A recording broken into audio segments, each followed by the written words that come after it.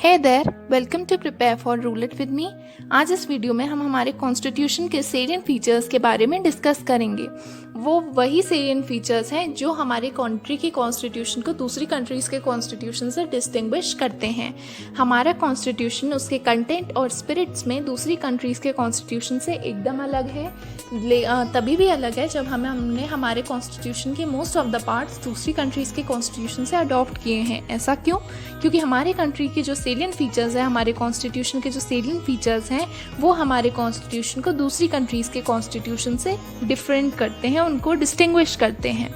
हमारे जो original salient features तब जब हमारा कॉन्स्टिट्यूशन 1949 में अडॉप्ट हुआ था, तो तब हमारे कॉन्स्टिट्यूशन के जो सेलिएंट फीचर्स थे उनमें कंसीडरेबल चेंजेस लाए गए हैं through amendments particularly 7th amendment, 42nd amendment, 44th amendment, 73rd amendment, 74th amendment and 97th amendment. In fact अगर हम बात करें तो 42nd अमेंडमेंट एक्ट 1976 को मिनी कॉन्स्टिट्यूशन भी कहा जाता है। ऐसा क्यों? क्योंकि उस समय पे इम्पॉर्टेंट और लार्ज नंबर ऑफ चेंजेस लाए गए थे हमारे various parts of the constitution में। अब हम हमारे कॉन्स्टिट्यूशन के वेरियस पार्ट्स को डिटेल में डिस्कस कर लेते हैं। First part is sovereign constitution. हमारा कॉन्स्टिट्यूशन डिक्लेयर करता है कि इंडिया एक सोवरीन कंट्री है।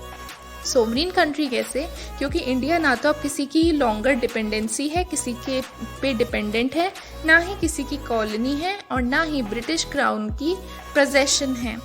इंडिया एक्सटर्नली इंटरनली दोनों तरीके से फ्री है और अपने डिसीजंस खुद ले सकती है। सेकेंड पॉइंट है प्रीएम्बल। हमारे जो प्रीएम्बल है वो बेसिक फिलॉसफी और फंडामेंटल वैल्यूज़ को ले डाउन करता है। ऑल्सो प्रीएम्बल हमारे कॉन्स्टिट्यूशन का इंट्रोडक्शन है। अगर हमें देखना है कि हमारे कॉन्स्टिट्यूशन में क्या डिस्कस होने वाला है, तो हम उसका समराइज फॉर्म प्रीएम्बल में देख सकते हैं।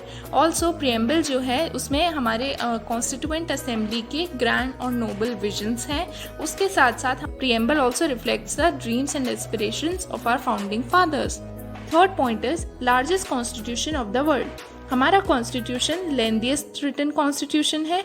लेंथीएस्ट कैसे? क्योंकि इसमें 465 आर्टिकल्स हैं, 25 पार्ट्स हैं, 12 शेड्यूल्स, 5 अपेंडाइसेस और 101 अमेंडमेंट्स हैं। ये सब देखें तो हमारा कॉन्स्टिट्यूशन सबसे लेंथीएस्ट बन जाता है। हमारे कॉन्स्टिट्यूशन में 1951 से तब से लेके अब तक बहुत सारे चेंजेस आ चुके हैं।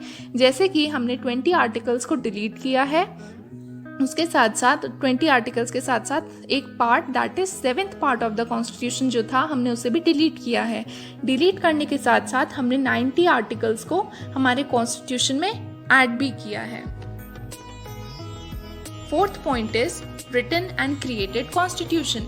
हमारा कॉन्स्टिट्यूशन गिवन टाइम में बन के तैयार हो गया था और उसे लागू कर दिया गया था एक फिक्स्ड डेट पे। जो भी फिक्स्ड डेट सेट हुई थी उस पर हमारा कॉन्स्टिट्यूशन लागू हो गया था।